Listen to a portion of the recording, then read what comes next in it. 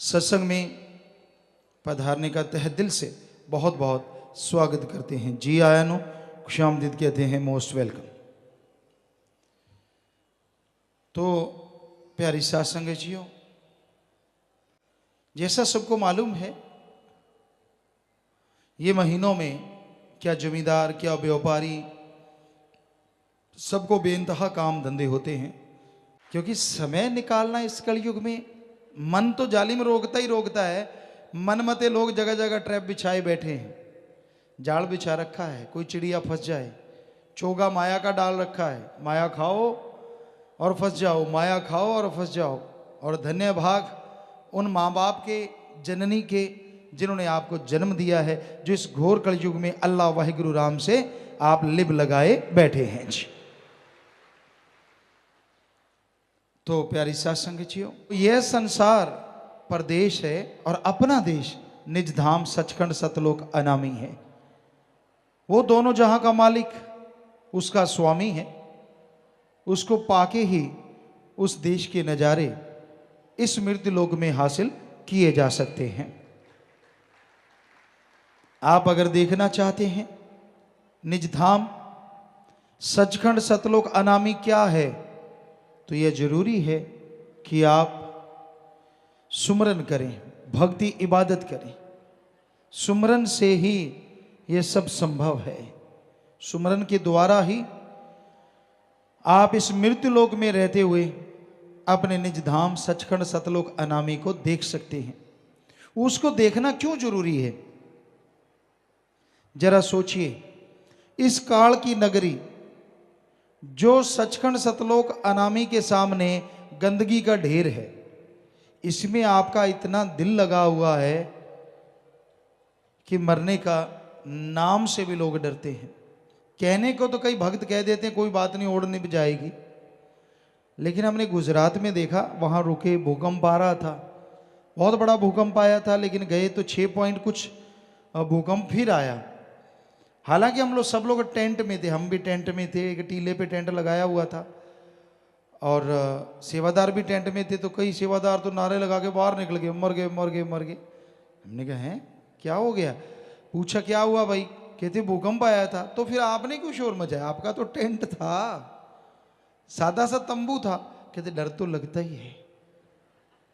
मतलब सीधा सा, कितना ज्ञान हो जाए, कितना सचखंड की बातें बता दें, भगवान के नूरी स्वरूप की चर्चा कर दें और ये बता दें कि ये उसके सामने गंदगी है, कहते ना चाटूंगा। तो आज सोचिए, ये देश संसार गंदगी कहा है संतों ने, पर आदमी कहता ना मक्खी की तरह मैं तो चाटूंगा। बुरा हाल है। पर पता कैसे चले, ये कैसे माने कि वाकई ये गंदगी है और वो वाकई अमृत है, आबो हयात है, हरी रस, कैसे पता चले? ये तभी पता चले ना जब उसका नजारा देखे। इस मृत्यु लोक में, इस संसार में, इस दुनिया में रहते आप अगर परम पिता परमात्मा का नाम जपेंगे, उसके नजारे देख पाएंगे, तो ही वो निजधाम, तो ही वो सचखंड का नजारा इस दुनिया में रहते आप देख सकते हैं। चारों तरफ गंदगी है, काम वासना, क्रोध, लोभ, मोह, अहंकार, मन और माया। ऐसी गंदगी इस संसार में फैल चुकी है, कह नहीं सकते कौन इस गंदगी से बचा है और कौन इस गंदगी में लिप्त है। वैसे तो सारा संसार इस गंदगी में लिप्त है। बचे वो हैं जिन पे कृपा राम की, जो सत्संग में आते हैं, सत्संग सुनते हैं और सुन के अमल कमाते हैं, वही इस गंदगी से बचे हुए हैं। वरना जिसे देखो कामी कीड़ा बना हुआ है, काम वासना की आग में जलता हुआ इंसान बर्बाद हो रहा है, व्याकुल हो रहा है, किसी गुरु पीर की बात को नहीं मानता। हर टाइम काम वासना, सामने माँ, बहन, बेटा, बाप, भाई, कोई भी आ जाता है, जो गंदगी का कीड़ा बन गया, उसे गंदगी ही गंदगी नजर आती है। ऐसा अजमाया है, ऐसा हमने देखा है। हमसे ही माफियां ले ले के लोग हमें ही बुरा कहते हैं, हमें कोई परवाह नहीं। क्यों माफी ली? अपने सगी बहन, अपनी सगी रिश्ते में बहन के साथ वो बुरा कर्म किया जो दुनिया को नहीं पता। हम अब भी नाम नहीं लेंगे किसी का, क्योंकि हम अपना असूल नहीं त्यागते, दुनिया वाले चाहे कुछ भी कहते रहें। नाम ले लेके हमसे माफियां ली, उनके माँ बाप को भी चिताया कि भाई ये ऐसा है, कहते ना ना, यानी संतों की बात सच्ची नहीं है। हमारे पास आके माफियां ली, मुझसे गलती हुई, मुझसे ऐसा हुआ, और हमने कहा बेटा कोई बात नहीं, राम का नाम जपो, है तो ये महागलती पर ऐसी करनी नहीं चाहिए। तो माया रानी का खेल ऐसा चलता है, जब माया रानी आ जाती है तो फिर इंसान जैसा खुद होता है सामने वाले को उसी तराजू में तोलना शुरू कर देता है। ऐसे गंदगी के कीड़ों का हशर गंदगी वालों का जैसे होता है वैसे ही होता है।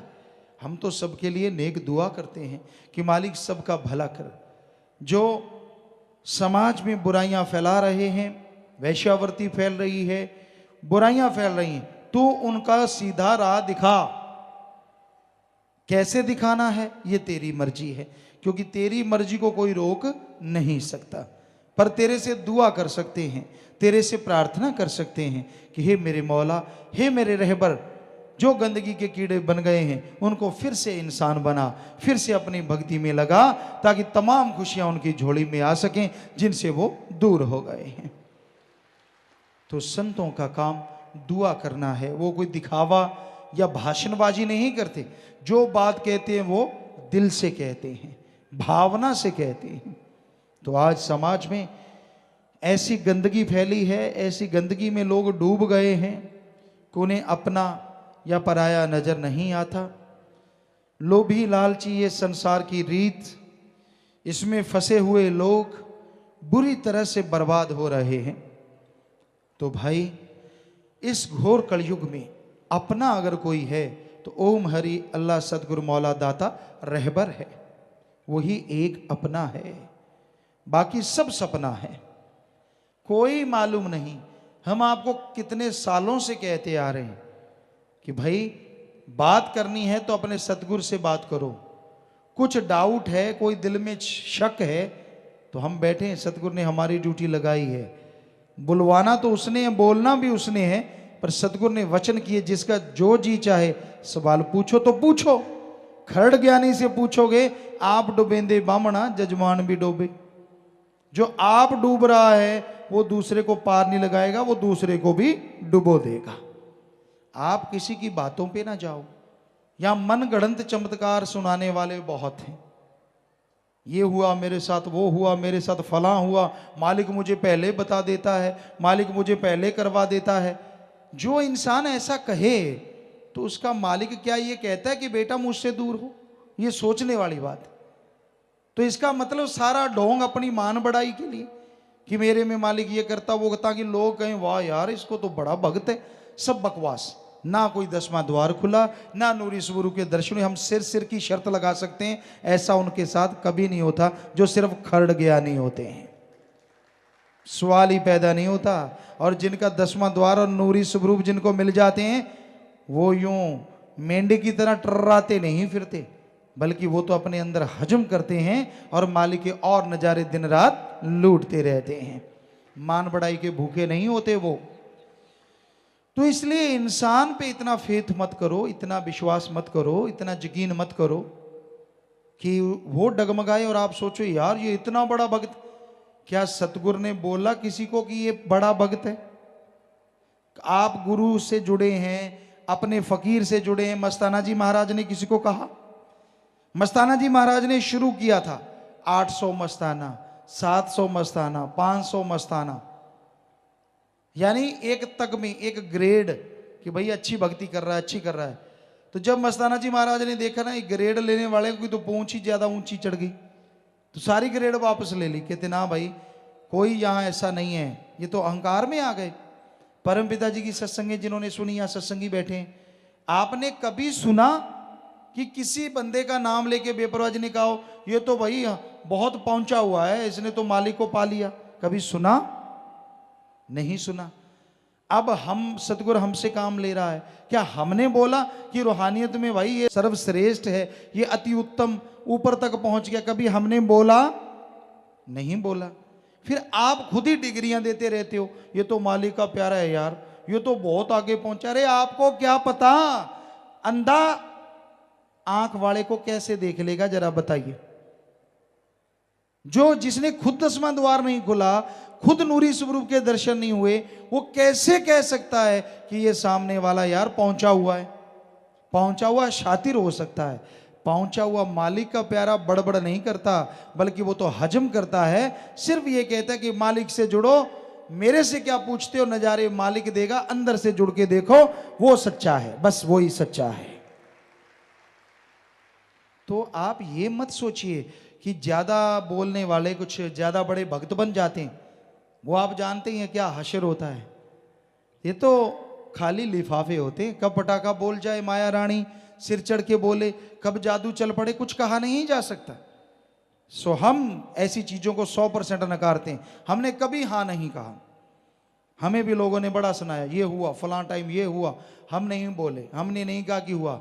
हाँ भाई, मालिक की रहमत हो सकती है, मालिक की रहमत हो सकती है, लेकिन जब आदमी ऐसा करता है तो ये समझ नहीं आती कि मालिक ने ये कब कहा कि मेरे से दूर होना, मेरा नाम ना जपना, मेरी भक्ति ना करना। ये क्या मालिक उसी को ये कहेगा? तो भाई ये घोर कलयुग है, घोर कलयुग। सो ऐसे टाइम में आप कोई बात पूछना चाहते हैं, आपके अंदर कोई शक शुबा है, कोई डाउट है, फकीर बैठा है, उससे बात कीजिए। परमपिता जी ने ड्यूटी लगाई और सबको कहा हाथ खड़ा करके कि बाद में टींटी ना करना, अब बोलो जिसने बोलना है। और फिर वचन किए कि जो भी पूछना है पूछना, सबका जवाब मिलेगा।